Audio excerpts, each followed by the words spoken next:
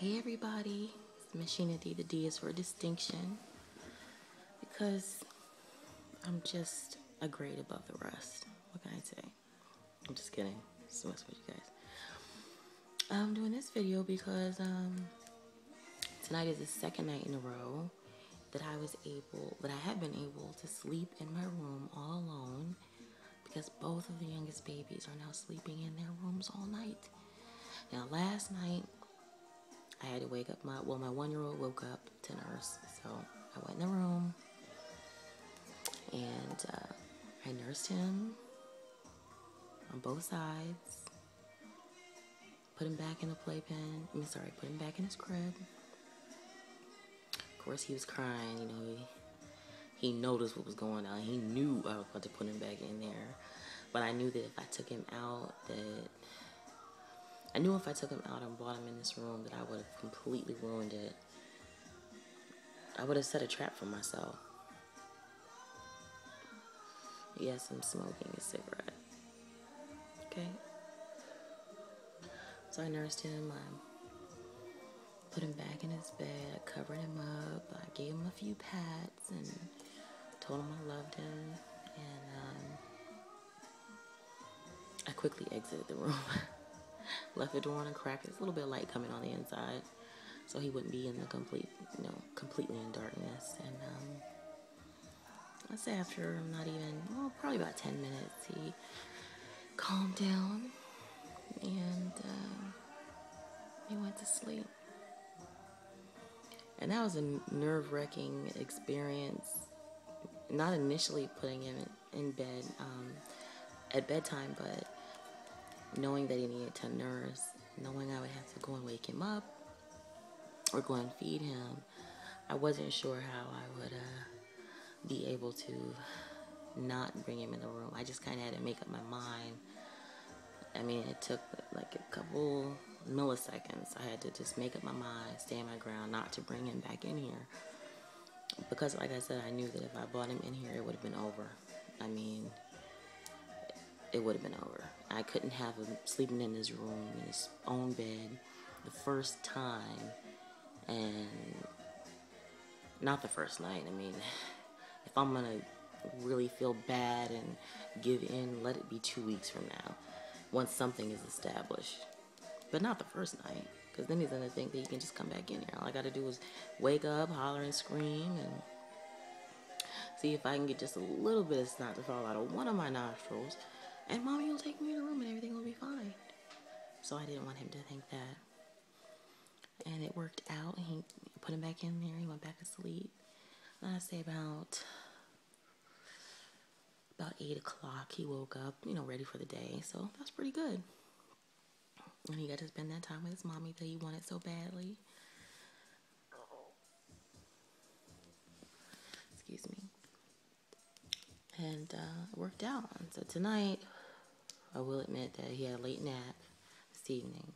So tonight when it was bedtime, he just wasn't sleepy. So I did bring him back in for probably about an hour or two. He stayed in here with me, just chilling and playing with Mom and walking around and picking up stuff, playing with it, because I moved all of his toys out of here. None of his toys are in my room now. I don't even want him to associate my bedroom with good times and having fun. Like, if it's not in his memory bank already, that's just too bad. But that's where it's going to stay, right in his memory bank. I do not want him thinking that this is a place we can come out and hang and chill. And really, he shouldn't be thinking that about his own room. He he should be playing with his toys downstairs in the family room, if he's going to be playing with toys. But there are going to be times, I'm sure, where it's going to be better for them to be in their room behind the gate while furniture is being moved, or doing some painting, or something like that, where it will call for it. But those are going to be few and far between. So, 2 nights of success. When I went to put him back down in his bed the second time, he did cry for about 15 minutes. And then he went to sleep. He went right to sleep. So that worked out. And it's important for me to make sure I continue to show him that this is the way it works. because that will help him know that this is a safe thing to do. He has to learn to soothe himself.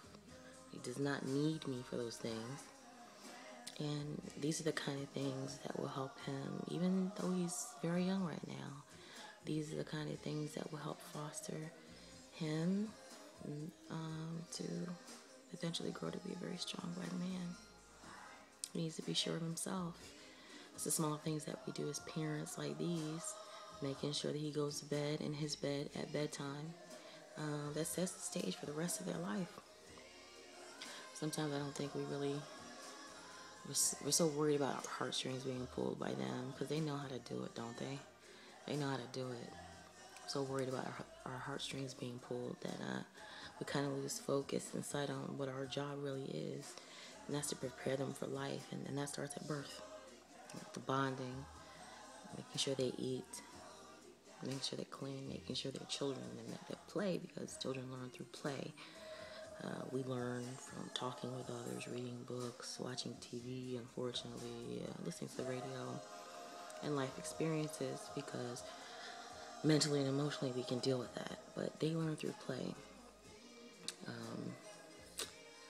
So, anyway, I'm just so proud of my babies that they're both sleeping in a room with such big boys. I'm just so proud of them. I know it might not make a lot of sense, but I'm so proud of them. And I'm so happy to have my bedroom to myself at night.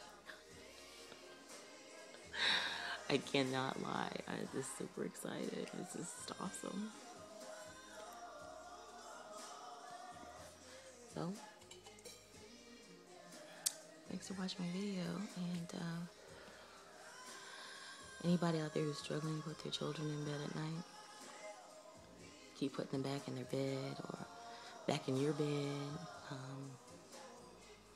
I know it's painful and it hurts. Trust me, I've been there. This is my 5th boy. It is very hard because they want you to think that it's harder than what it really is. Babies are very smart. Well, don't give up. And you just have to tell yourself and let yourself know that everything will be okay. And that they'll make it just fine. Even if they're in their crib or their playpen, wherever they sleep, or bassinet. Usually by this time they're not in the bassinet. That's a couple weeks, you know what I'm saying, till Pop set everything up, or, you know, Cousin Lou, whoever's going to come by to build that crib. Because after you have a baby, you're just not going to have the time or the energy to do something like that if it wasn't done before the baby was born. And some of y'all know what I'm talking about. Some of y'all don't. Y'all done got it made like that. You know what I'm saying? I had to think, I had my first one. Did he sleep in a padded drawer? Dresser drawer? Yes, he did. Because that's just what we had to do. And he slept just fine. And he got bigger. And we were able, by the time he was able to sleep in a playpen, that's where he slept. We were able to get a playpen. You know? Struggle out here. Anyway, you can do it. Just be strong, because they need to know that mom or dad or both of you know what's best for them. And when you show them that there are limits and lines that they can't cross, boundaries, it shows them that they have trustworthy parents that care about them and know what they're talking about, even at a very, very young age. Okay, guys? All right, I'll talk to you later. Enough of my rambling. Bye.